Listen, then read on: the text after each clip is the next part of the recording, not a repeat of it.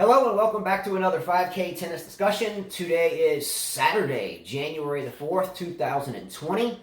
And we are here to talk about a few topics on today's show. So I'm ready to just jump right in. You ready, Carla? Oh yeah, definitely. It's going quickly, isn't it? It is. January 4th, time's going by quickly. Time seems to fly by, and more time I spend thinking about what I could have done better. Time is an interesting thing, right? Definitely. You can't take it back. Tough So stuff. do the best you can every day. Yeah, stay positive, be kind. Everybody's fighting a tough battle. I think that's a pretty good motto to live by. Time is fleeting, and so is 2020. We are already 4 days in, and tennis season is here. Definitely. Let's go. Come on. Stay positive, fight hard, work hard, and let's roll. All right, so the first topic that I want to get into today is the ATP Cup. It's well, I was going to say the only tournament, but I think the women's in Shenzhen and I think the women's in Auckland starts here in a couple of days. Shenzhen starts today, and then Auckland, and there's another one that starts on the 6th. Can't wait. It should be interesting. I hope they show women's tennis this time because, yes, we have the ATP Cup, but I like to see what the women are doing so I know kind of what to expect for the Australian Open. You know, some of the matches at the ATP Cup are... Well, I think, and correct me if I'm wrong, everyone, but I think when they had the Hopman Cup, which is the same type of warm-up that this is, I think it even superseded it or kind of took its place. The women were involved in the Hopman Cup, I think, weren't they? They were, yes. Well, it was, I think last year, Switzerland won it because it was Federer And Benchik, I think. Yeah. Yeah, so it's well, I'm not going to say sad, but it's interesting in a way. I would like to know the business model behind that. I think it was. I like the Hopman Cup, but again, we have to remember these are warm-up tournaments. But I would like to see the women have the same type thing because I personally love the women's tour. Well, love it. Love the women's isn't tour. ASB Serena's playing? Yeah, and I have a nugget written in about Auckland, and I think Serena draws Svetlana Kuznetsova, one of my favorite players, less the squeal or her grunt rather. So anyway, let's jump into the first topic real quick, and that is the ATP Cup. And what are everyone's overall feelings about the tournament? Positive, negative? You know, you still haven't figured it out. What is it? What are the overall feelings of the inaugural 2020 ATP Cup? I'll let you start, Carla. Go ahead. How do you feel about the tournament so far? Well, obviously, I think they're copying the Davis Cup because the Davis Cup now has the same format. They are not playing it all year round like they used to. It's done in a couple weeks. This one will be done in 1 week. Personally, I find a lot of the matches very boring, and I know a lot of people are going to get on me about this. I see it as a practice. You know, they're obviously practicing. I don't see them giving everything into it. I know Djokovic yesterday won against Anderson in 2 tight sets, but still, normally, I think if this was a Grand Slam, I think Djokovic would have been done with that match pretty quickly. Some of those countries that are playing don't even have players, so it's pretty uneven. I think they should find a formula where it's a bit more even. Like, for instance, you have Greece. Greece only has 1 player, which is Tsitsipas. So his team will automatically lose. Another thing that I don't understand is the score. I saw that there was an entry fee for every country. Well, there's some countries, like I said, like Greece, that do not have a full team, or even Germany. What's another team? I'm surprised the USA is doing bad. Georgia, who has what? Bashvili? Well, I think doesn't Georgia have Jürgen Melzer? Is it Jürgen Melzer from Georgia, or do I have that wrong? I don't think Muller is from Lux. I thought he was from... No, Melzer. Melzer. I'm not sure. But I find it very uneven. Countries like Spain and Serbia, they're going to do good. France and Canada, because they have a lot of players. So I'm sorry, I watched Djokovic play, I watched Nadal play, I just wasn't as excited. I know Federer's not playing. I mean, I don't even understand the points. The ATP points. We were trying to read it yesterday. So I was just looking up. Can you tell me where? I don't like to say a player. He's Austrian. Okay, I think Melzer was playing doubles with someone this morning. Neither here nor there. Sorry, I got that wrong. I think what you were alluding to with the scoring, it isn't necessarily about the entry fee, but more of the ATP rankings aspect of it. Well, there also is a fee for each team. There is a fee. Yeah, I think how there is an entry fee. I think it's rather significant. I think it's like 150 grand. 250 grand per country. And then there is obviously 15 million total in prize money in return. Yeah. So I think it's a country overall reward and a team reward. But the tournament itself allows players to gain individual ranking points to their benefit, and they have protected rankings to protect them from no benefit. So for me, let me tell you that I think that any tennis is good tennis, and let me kind of put that into context. Tennis played well at any level, whether you're 95 or whether you're 12 or whether you're 2 or 6 or whatever.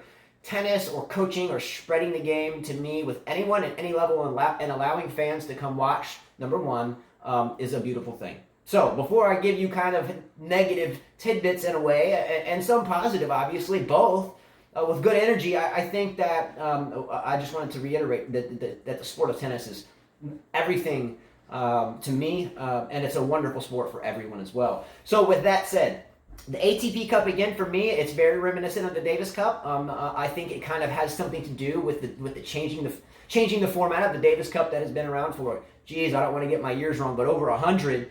Kind of was part of the dynamics of the change of the Davis Cup into this kind of draw format. Now we have this ATP Cup, which replaced the pre-existing Hopman Cup in a way. It's a business model we have to look at. How important was, say, the Hopman Cup in the first place? I mean, in terms of, is it anything more than a warm-up? So, do you disagree or agree it's a warm-up tournament? It's a warm-up. It's a warm-up sure. tournament. It's a warm-up for the Australian Open. I think with that said, you mentioned that a lot of the matches lacked energy. Maybe that wasn't your exact term. They do lack energy. But you alluded to that. I think that there is... I think there are very few that lack energy. I think there are some that may want to speed up the process of winning or losing to simply conserve energy for the Australian Open. Like I was talking with a really nice guy last night on comments. I think his name was Steve. So hello, Steve. It wasn't Steve. It's I'll give you. Yeah, if you can. But he made a nice point. And my feelings are that Tsitsipas in his match with Shapovalov. I don't want to go back to that. It's not that he wasn't trying. It's just Paul Sparling. So that was a great communication. Hey, what's up, Paul? So it was a good match, but to me it just looked like Tsitsipas. Not that he didn't care, but he was just going for too much too soon, and just was either going to win and get off the court or lose and get off the court. Anyway. So some matches are good, and I think some matches are better or great, like, Kosmanov playing Darcis the other night was a really good match. But overall, the feeling of the tournament for me, it's a warm-up. Someone like Hurkacz and Schwartzman, which was good actually match. A good match. They're pretty even. These guys are hungry. They still have a lot to prove, I think. So, yeah, that was a good match. But I was a little shocked with Djokovic 7-6, 7-6 against Anderson, who just came back from knee surgery. And then getting upset with the crowd because they're making noise. Well, I thought the whole point of the Davis Cup or ATP Cup is for people to cheer for their country. I didn't understand that. Yeah, I thought they're allowed to make noise. Or am I wrong? Is this a different format? Look, I think the Djokovic match was Djokovic, maybe a little theatrics in there. I don't want to, jump into a conspiracy theory of, some WWE type tactics, or WWE type, crowd involvement. Kind of Medvedev is good at this. Medvedev is good at, kind of riling up the crowd to his own benefit. Ultimately, Djokovic, I know he loves the crowd. Well, he did thank them. He thanked the Serbian crowd for staying up late at night. He said it was 11 o'clock. Thank you for watching me and stuff. But I thought the whole point of the ATP Cup is like the Davis Cup. Here you are rooting for your country. It's country against country. So why would noise be a problem? It shouldn't be a problem. But let me rewind and let's look at the ATP Cup in relation to the Davis Cup of old. This tournament it's a business. It's run by the ATP. The ATP is a business. It just like the NFL, just like MLB, just like the WTA. They are an international billion-dollar business. You follow me? So what do businesses do? Businesses want to sell tickets. They want to sell sponsorships. They want to fill seats. They want to sell concessions. They want to They want to run business, right? Right. So you have to generate business as especially the world turns, as time that we were just talking about earlier. Time passes. Do things get any cheaper, Carla, in life? No, we Everything were looking at a few shows, and you were like, remember when gas used to cost that much, and it used to cost that much to buy a gallon of milk? I mean, when I was a kid, but gas was about 80 cents a gallon or something. But neither here nor there. Nothing gets cheaper under the sun, and there's nothing new underneath the sun. So these tournaments that have had tradition have turned into money grabs. Let's look at Wimbledon getting a tiebreaker in the fifth set. I get that no one wants to sit and watch not Anderson, well, he was there for a long one too, but Mayhoot and Isner for 75 years, trading licks, serving, and not doing much else. No one wants to watch a decade-long tennis match. I understand that, but it's a tradition, and I think that the metaphor is if we can change tradition and just wipe out something at the swipe of a pen, when one match happened over a period of 100 years that really dictated that call, then someone at an executive office gets their pad and says, you know what, no, we're not making as much money as we used to. This Davis Cup deal, I think we can outmaneuver and business model this thing. Let's go ahead and step on their toes, put something before the Australian Open. Let's throw some points in there. And how we can monopolize this tournament is we can protect their rankings, right?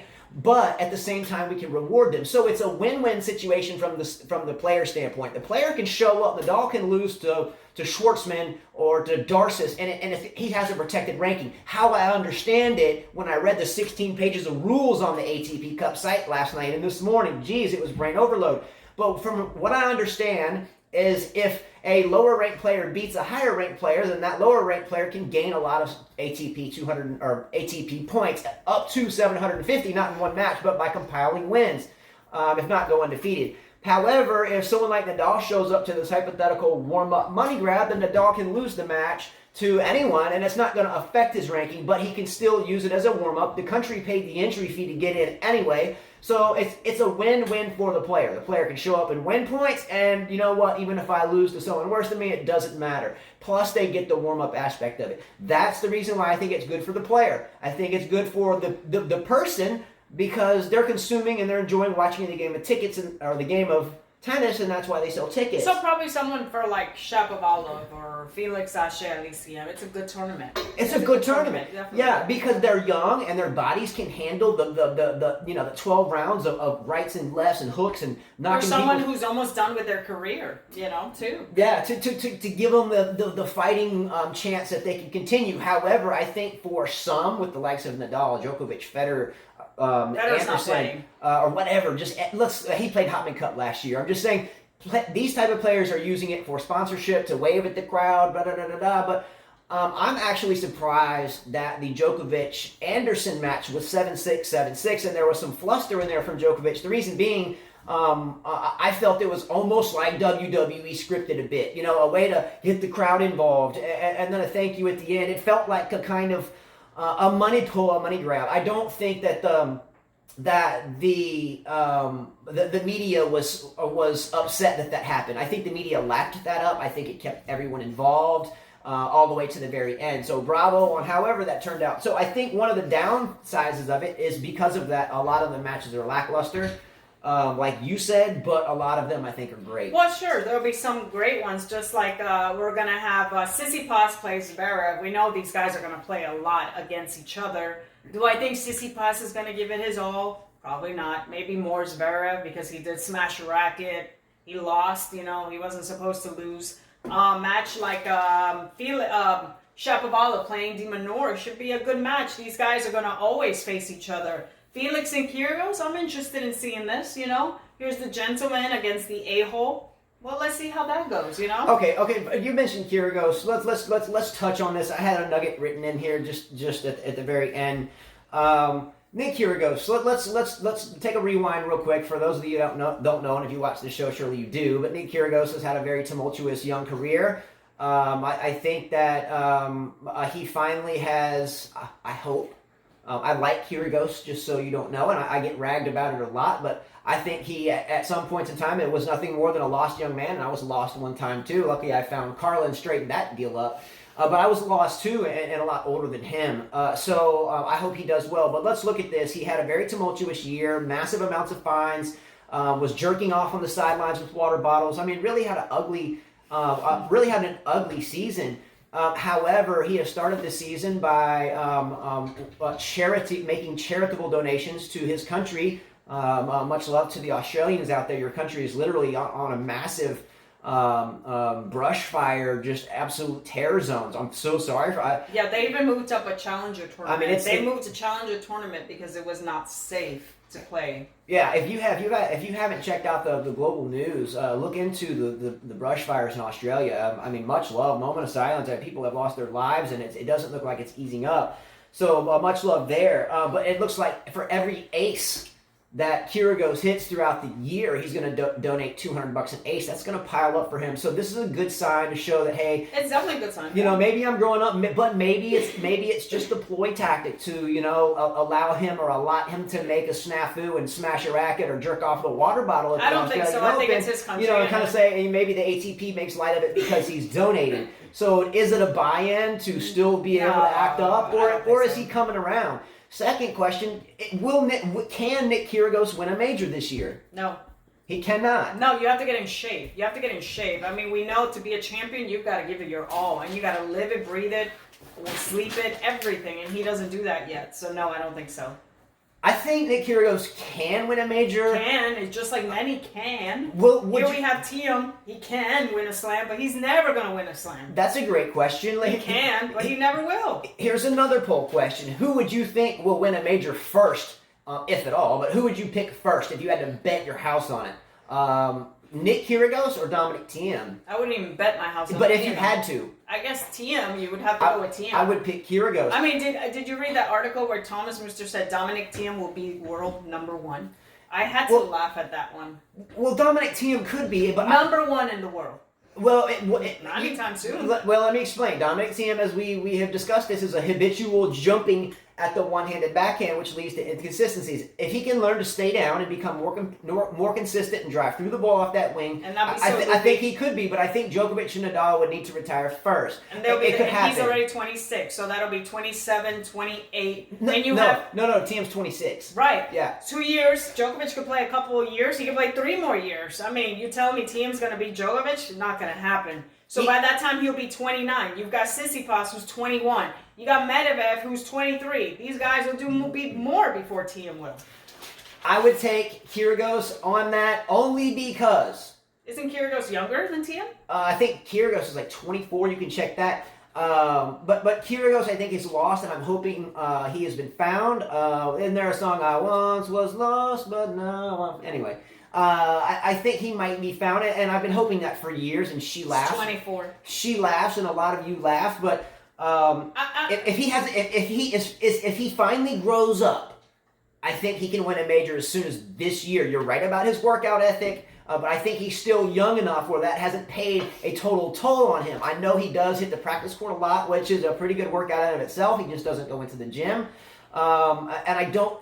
From what I've seen from him in pictures off the court, I think he is a beverage drinker of the alcoholic type. Maybe not. I can't judge a brother's cup, but it seems that way. But I don't know. That's how I get it in the advertising of the pictures. That's what I soak in as the consumer.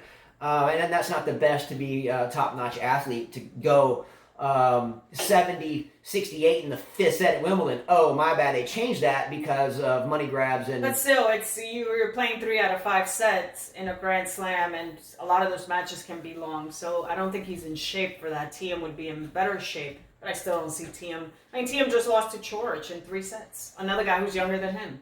All right, so moving forward on the Kyrgios aspect of it, again, I say he wins a major before, if ever, I say he wins it before Dominic Thiem. I like him a lot. I hope he does well. I just hope he stops jerking off on the sidelines. Yeah, I mean, we have some few interesting matches. Rolling off. We have Russia against USA. Poor USA. I don't think they're going to do good against Russia because you have Khachanov against Fritz, Isner against Medvedev, and I didn't even look at doubles. I mean, just right there, they're going to lose those 2 matches. Italy against Norway, Fognini, Casper Ruud, that's a good match to watch.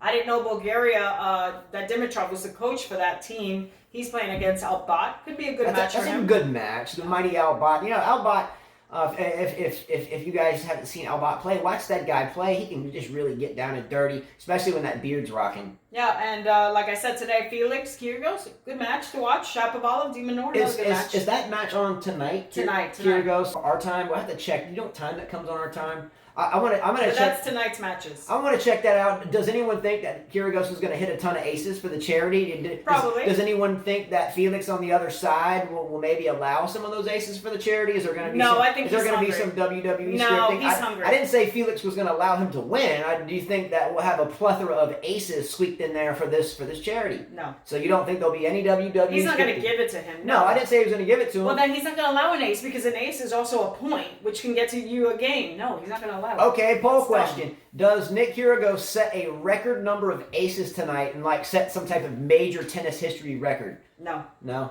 Okay. I love going off on conspiracy theories. Yeah, I don't. All right. WWE or not tonight in the Kyrgios, Felix Auger, Alicia Matz at the first money grab. It's not ATP WWE. Cup This is of the tennis. year. Stop. I'm just kidding. How many of you get upset when he says this? How It's many of you? I'm sure there's a lot of you that get upset. Even my son's raising his hand. I only say it because sometimes some of the matches that I've seen over the past 42 years, gosh. So you watched tennis since you were 0? Well, okay, 3 and 4 years old. My family, when I was a toddler, was sick. I don't remember. I'm just saying I grew up. I was born in a basket watching tennis, basically. So were you. So I just grew up around the game, and gee whiz, I mean, there has been so many times where it just seems like such a theatrical deal, and whatever. We can comment about that. Oh, Del Potro is not playing the Australian Open. I heard about that. Still another setback for him. Heard about that. Yeah. All right. So do you have any no, more matches? It. Okay. I threw it all Real quick topic to end the show. Serena Williams is back in action in Auckland. That's another Australian Open warm-up tournament. Mm-hmm. She faces the grunter extraordinaire herself, and that would be Svetlana, the grunt lady herself, Kuznetsova, who, by the way, again, I mentioned this earlier, one of my favorite players. I just have to turn the volume down as well with the likes of Sharapova and Azarenka. Those three play, turn the volume down. Throw Schiavone in there, too, because she whistles like a freight train with the brakes squeaking at the same time. But anyway, my question is, first of all, Serena Williams, correct me if I'm wrong, has not played a match. Okay, not played a match since she lost to Bianca Andreescu at the U.S. Open in September of last year. Correct. Okay, she has not played a match. Correct. So she starts against Svetlana Kuznetsova. We were just talking about the ATP Cup, and some players would try really hard and some players wouldn't. And you said yourself that some of the veteran players get really hungry in tournaments like this because it's like their final hoorah, and they're going to give it their all. For both players, that's the case here. But they're experienced, and they're not out the door yet. Right. Well, maybe Kuznetsova is. So Kuznetsova will give it her all. Yeah, that's what I'm saying. And I think Serena will too. And I think they both need to do well. I mentioned that match because I think it's going to be a good match. Who wins that match? I only ask this. We all want to say Serena. Heck yeah. I'm gonna say but she Serena. hasn't played. But Kuznetsova's been injured too, so I'm going to say Serena. Fair enough. Yeah. I would agree too. Now, moving forward in that tournament, she would potentially meet Coco Gauff, the young now 16-year-old, in the quarterfinals. What happens in that match if it occurs? It'll be quick. Be quick. Serena, what, 2-2? It'll be quick. I would agree with that as well. So my she's not Venus. My question here is how does Serena Williams do this year? I don't know. The Australian Open is her baby. She's won many. She's always shocked us. I mean, she won it when she was pregnant. I mean, she comes usually to the Australian Open without playing many matches and wins it. So who knows? We'll see. Is the Australian Open, Carla, the only chance this year that Serena Williams has to win a major? I think it's her best chance because it's the beginning of the year. A lot of players are coming from injury. You got Andreescu who's still dealing with knee things. Osaka's got a new coach, so she's kind of has to settle down. I mean, I think it's her baby. She has a great chance here. Laughing question for everyone because I always get laughed at, except Wildlife One out there. I think he's the only one that doesn't. Oh gosh, Sabalenka. She won't even win Jensen Open. She won't even defend her title there. How does Aryna Sabalenka do at the Australian Open? I say she wins 2 rounds and that's it. Look, Sabalenka can hit missiles. She just is off target on a lot. one side. She's off target a lot. She sprays balls real quickly. Her name should have been Irina Smith because. I mean, she only has a forehand. Okay, we'll come up with a name for her. I mean, I say that because American players just have a forehand. Fantasy team alert. I will definitely be putting. Well, I'm not going to give up my picks. I'm not going to do that. Borna Coric. I want to briefly. Borna Coric, by the way, briefly discuss. Took out Dominic Thiem. I've talked about Borna Coric since we started the show. Glad to see Austria lost 3-0 there. Glad to see him win there. Fantasy team alert with Coric. Coric is a beast. He's a good player. He has a lot of variety, but I think sometimes Coric passes up opportunity. He has a chance to take it.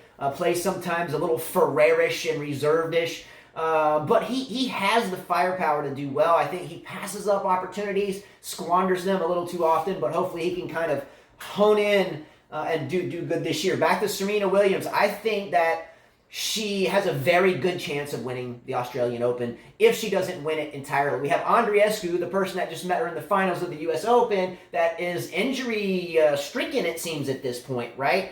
I don't think she is ultimately scared of Osaka. I heard Osaka has silver hair. We talked about that. I looked at her hair. Maybe she colored it back. She went back to normal.